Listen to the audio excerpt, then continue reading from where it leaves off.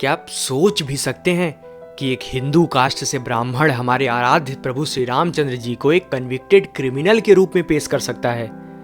एक ऐसी रामायण जहां राम का वनवास जाना पिता का वचन नहीं बल्कि एक कानूनी सजा है। माता सीता सूकर का मांस मांगती हैं और भरत के पास 4 गर्लफ्रेंड है।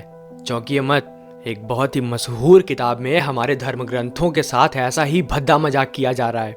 यहाँ विष्णु होना कोई दैविक अवतार नहीं बल्कि एक कारपोरेट प्रमोशन जैसा टाइटल है जिसके लिए होड़ मची हुई है। इतना ही नहीं, जिस मर्यादा पुरुषोत्तम की हम सात्विकता के लिए पूजा करते हैं उन्हें सरेआम मांस का शिकार और सेवन करते हुए दिखाया गया है। क्रिएटिव लिबर्टी के नाम पे आपकी और हमारी असली पीढ़ियों के दिमाग में ये स्लो पॉइजन घोला जा रहा है। लाखों लोगों में बिकने वाली ये सीरीज जो हमारी आस्था की जड़ों को खोखला कर रही है। आपको ऐसे विश्वास नहीं होगा, ये इस किताब के कुछ पृष्ठ आपके सामने रखता हूँ। ये जो अमीश नाम के व्यक्ति हैं उन्होंने भारत में बहुत सारी किताबें पढ़ी, भारत में बहुत जगह घूम लिया और इन्हें ये ब्रह्म ज्ञान प्राप्त हुआ है। और इस ब्रह्म ज्ञान के फलस्वरूप इन्होंने ये रहस्यमयी किताब लिखी है जो वाल्मीकि जी को भी नहीं पता थी। अमीश लिखते हैं कि मंथरा ने कैकेयी को भावनाओं से नहीं बल्कि भारी रिश्वत देकर अपनी तरफ किया था। वो कैकेयी को एक ऐसा दस्तावेज देती हैं जो अयोध्या की 10 साल की पूरी कमाई के बराबर था, जिसे कैकेयी राजा से भी ज़्यादा अमीर बन सकती थी, यानी कि दशरथ से भी ज़्यादा अमीर बन सकती थी। ये देखिए इस किताब का मूल पाठ। मंथरा ने अपने अंग वस्त्र की तह में हाथ डाला और एक हुडी निकाली। आधिकारिक मुहरों वाले कागजात, यह निश्चित रकम अदा करने का प्रण था। उसे लेते समय कैकेयी सतर्क थी। जो निर्धारित रकम उस कागजात पर लिखी गई थी वह अयोध्या के 10 साल की सालाना आय के बराबर थी। एक ही झटके में कैकेयी राजा से भी ज़्यादा धनी बनने वाली थी। इसका मतलब है कि कैकेयी रिश्वत लेकर राम जी के साथ ऐसा की। इस किताब का दूसरा पॉइंट, अमीश जी भरत को एक ऐसे व्यक्ति के रूप में चित्रित किए हैं जिनके पास प्रेम संबंध थे। इस किताब के अनुसार महज 16 साल की उम्र में उनकी 5 प्रेमिका थी और वह कबीले की महिलाओं के बीच में बहुत लोकप्रिय थे। एक बार पढ़िए इसे, यह उसकी 5वीं प्रेयसी है। 16 साल की उम्र में भरत प्यार की खुशी तलाश चुके थे। आकर्षक और करिश्माई भरत को लड़कियां भी उतनी ही पसंद करती थी जितना यह लड़कियों को करते थे। भरत उन सब में खास लोकप्रिय थे। वह राम की तरफ ही आ रहे थे। उन्होंने एक बहुत ही सुंदर लड़की का हाथ थाम रखा था जो यकीनन उनसे आयु में बड़ी थी। बाप रे, मुझे विश्वास नहीं हो रहा है कि ऐसा भी कोई लिख सकता है। ये तो कम है, इन्होंने लिखा है कि कैकेयी को मांस बहुत पसंद था। मांस का शौकीन दिखाया गया है। वह राम से कहती हैं कि उन्हें शिकार पर जाना चाहिए ताकि वह अपने पसंदीदा हिरण के मांस का स्वाद ले सके। चलिए इनकी बुक में आते हैं। हाँ, वही तो कैकेयी ने राम की ओर मुड़ते हुए कहा, राम, तुम्हारे पिताजी ने शिकार पर जाने का निर्णय लिया है। हाँ, मैं भरत को उनके साथ भेज देती, मेरे लिए भी यह पसंदीदा हिरण के मांस का बंदोबस्त हो जाता। लेकिन तुम्हें तो पता ही है कि भरत राजनीतिक कार्य से बंधे हुए हैं। मैं सोच रही थी कि मैं क्या यह जिम्मेदारी तुम्हें दे सकती हूँ। क्या हुआ, क्रोध आ रहा है आपको ये सब सुन के? ये क्रोध तब आना चाहिए था जब ये बुक लिखा गया था, जब ये बुक पब्लिक हुआ था, जब ये बुक का प्रमोशन ये अलग अलग ब्रॉडकास्ट में जाके कर रहे थे, तब तो आपको क्रोध नहीं आया। यहाँ तक कि इस बुक में सीता जी को एक आक्रामक शिकारी के रूप में दिखाया गया है।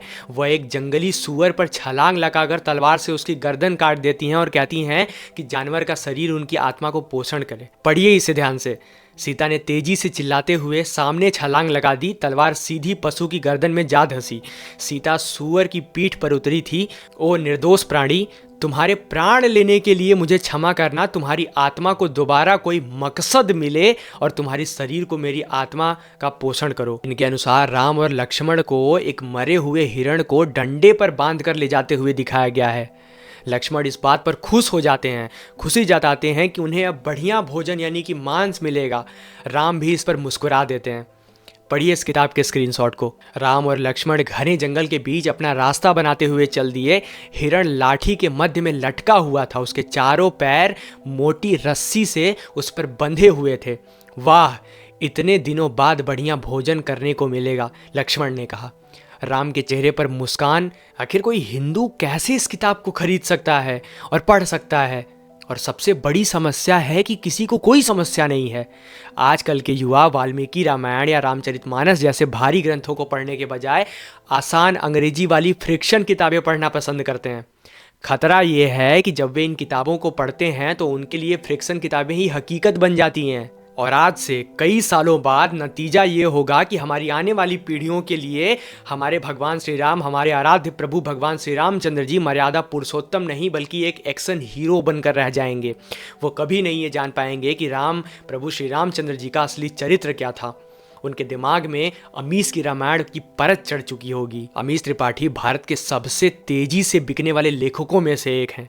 आंकड़ों की बात करें तो उनकी किताबों की 80 लाख 8 मिलियन से ज़्यादा प्रतियां बिक चुकी हैं। शिव ट्रिलॉजी और रामचंद्र सीरीज भारतीय प्रकाशन इतिहास की सबसे तेज बिकने वाली सीरीज है। जब 80 लाख लोग किसी गलत नैरेटिव को पढ़ते हैं तो वो समाज में एक सत्य की तरह फैलने लगता है। ये एक बहुत बड़ा बिजनेस मॉडल है जहां हमारी आस्था को बेचकर पैसे कमाया जा रहा है। और बस इतना ही नहीं, हमें आजकल इंस्टाग्राम और फेसबुक से भी खतरा है। इंस्टाग्राम और फेसबुक पर भगवान राम की एआई द्वारा और बहुत सारे देवताओं की एआई द्वारा तस्वीरें वायरल होती हैं। लेकिन आप सोचेंगे कि इसमें क्या समस्या है।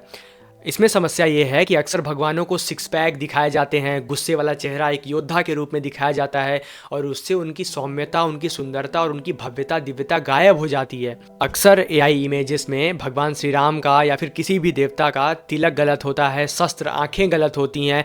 जैसे मूवीज़ में हीरो दिखाए जाते हैं, सुपर हीरो दिखाए जाते हैं, वैसे ही व्यवहार अब हमारे भगवानों के साथ हो रहा है। उन्हें केवल एक योद्धा के रूप में देखा जा रहा है, वॉरियर देखा जा रहा है, अलग अलग काम कर रहे हैं और हम अपने नैतिक मूल्यों को भूलते जा रहे हैं। सबसे बड़ा दुख ये है कि जब भी इन किताबों का, फिल्मों का, आदिपुरुष जैसे फिल्मों पर सवाल उठाया जाता है तो लेखक क्रिएटिव लिबर्टी के नाम का बहाना बना लेते हैं और हिंदू समाज अक्सर अपनी उदारता के कारण कुछ नहीं बोलता, जिसका फ़ायदा उठाकर लोग हमारे ग्रंथों के साथ एक्सपेरिमेंट करते हैं। और कोई लेखक या कोई भी व्यक्ति किसी भी ग्रंथ के साथ में खिलवाड़ करता है या उस पर बोल देता है तो एक हिंदू मौन रहता है। लेकिन अगर आप एक शब्द भी किसी और रिलीजियस के बारे में, किसी और धर्म ग्रंथों के बारे में, उनके ग्रंथों के बारे में एक शब्द भी बोल दीजिए तो आपका सर कलम करने के लिए तैयार हो जाते हैं। आज इस वीडियो को आपकी ज़रूरत है, आज इस वीडियो को आपके सपोर्ट की ज़रूरत है। ये वीडियो हर एक हिंदू के पास में जाना चाहिए। इस वीडियो को इतना शेयर कीजिए कि हर एक व्यक्ति को इसके विषय में पता लगे कि कितना गंदा नैरेटिव इस देश में चल रहा है हमारे भगवान और हमारी संस्कृति के खिलाफ में। इस वीडियो को लाइक कीजिएगा और कमेंट में अपने विचार जरूर लिखिएगा ताकि इस वीडियो को आपका सपोर्ट मिले। मिलते हैं ऐसी ही किसी और जानकारी के साथ में। जय श्री राम, हर हर महादेव।